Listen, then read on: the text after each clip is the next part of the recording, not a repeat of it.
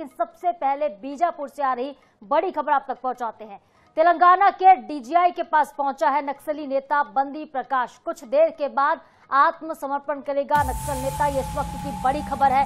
बताते हैं आपको कि तेलंगाना के डीजीपी के पास नक्सली नेता पहुंचा हुआ है। कुछ देर में, अब से कुछ ही देर में आत्मसमर्पण होगा। छत्तीसगढ़ में उस पर 25 लाख रुपए का इनाम घोषित किया गया है और 45 सालों से नक्सल संगठन में ये नक्सली सक्रिय है।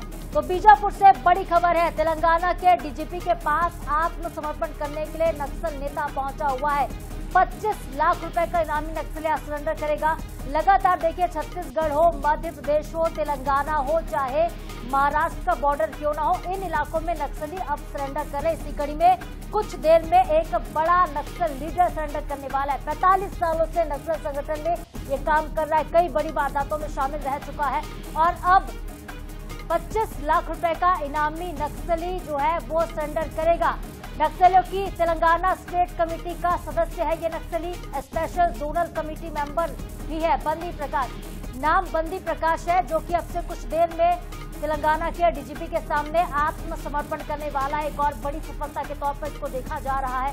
नक्सली लगातार बैकफुट पर है। बीते दिनों कांकेर में, पखांजूर में, बीजापुर में बड़ी तादाद में, जगदलपुर में नक्सलियों ने सरेंडर किया था। सबसे बड़ा सरेंडर हुआ था। 210 नक्सली एक साथ आत्मसमर्पण जब कर रहे थे जगदलपुर में, जब वो पहुंचे और उनके हाथों में संविधान की किताब और गुलाब के फूल थमा दिए गए थे। हथियार छोड़ा उन्होंने और संविधान को अपना लिया। उसी राह पर जो बाकी नक्सली संगठन है वो भी चलते हुए नजर आ रहे हैं। और देखिए, 45 सालों से नक्सल संगठन में सक्रिय बंदी प्रकाश अब सरेंडर करने जा रहा है। अब से कुछ देर के बाद आत्मसमर्पण कर देगा बंदी प्रकाश। हथियार छोड़कर मुख्य धारा में लौटने वाला है। खूंखार नक्सली, 45 साल देखिए बहुत लंबा वक्त होता है। 40 से 45 सालों से वो नक्सल संगठन में बड़े कैडर में काम कर रहा था और ऐसे में उसका आत्मसमर्पण कहीं ना कहीं ये भी संदेश दे रहा है उन नक्सलियों को जो अब भी कई जगहों पर माइंस बिछाकर बैठे कि अब वक्त आ गया है बैकफुट पर जाने का, डेडलाइन बेहद नजदीक।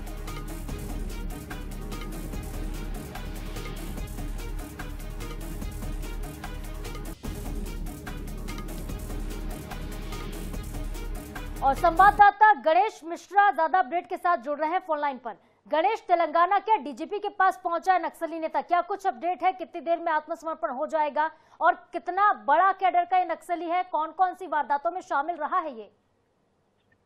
जी देखिए, जिस तरह लगातार बस्तर में नक्सलियों पर जो जवानों का दबाव बढ़ा है, उसके बाद से ये देखा जा रहा है कि लगातार जो है आज बड़े नक्सली जो तेलंगाना के वो मारे गए हैं या फिर जो बचे हुए नेता है वो लगातार समर्पण कर रहे हैं। और इसी कड़ी में एक आज जो है एक बड़ा नाम है नक्सल संगठन में बंदी प्रकाश उर्फ प्रभात उर्फ अशोक उर्फ क्रांति। ये तेलंगाना के मंचिर्याल का रहने वाला है।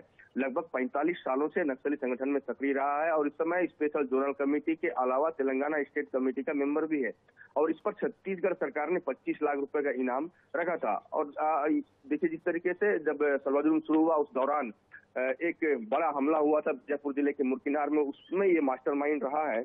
तो कहीं ना कहीं ये एक बड़ा नक्सली है। इस पर सरकार ने इनाम भी रखा है। बहुत सारी जो घटनाएं उन पर ये शामिल भी रहा है, परंतु लगातार बढ़ते दबाव के चलते आज वो जो तेलंगाना के डीजीपी हैं श्रीधर रेड्डी, उनके पास पहुंचा है और लगभग 12 से 1 बजे के बीच में जो है ये आत्मसमर्पण करेगा।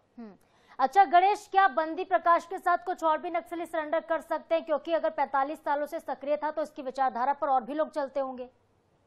जी देखिए, निश्चित तौर पर एक बड़ा नाम है, बड़ा नक्सली नेता भी रहा है, तो ये जिस तरीके से वहां पर पहुंचा है तो उनके साथी भी होंगे। परंतु देखिए, एक बड़ा नाम है बंदी प्रकाश का, इसलिए इसका नाम उभर कर सामने आया है पहले कि ये जो है वहां पर पहुंचा हुआ है। तो जब ये आत्मसमर्पण करेगा तब इस बात का भी खुलासा हो पाएगा कि ये अपने कितने साथियों के साथ पहुंचा है। गणेश बनाए रखिएगा, आपसे आगे हम अपडेट लेंगे। फिलहाल आपका बहुत शुक्रिया तमाम जानकारी के लिए। तो देखिए, आपसे कुछ देर में सरेंडर करने वाला है नक्सल नेता बंदी प्रकाश। कुछ ही देर में आत्मसमर्पण करेगा और इसको एक बहुत बड़ी सफलता के तौर पर देखा जा रहा है। छत्तीसगढ़ में इस नक्सली पर 25 लाख रुपए का इनाम घोषित है।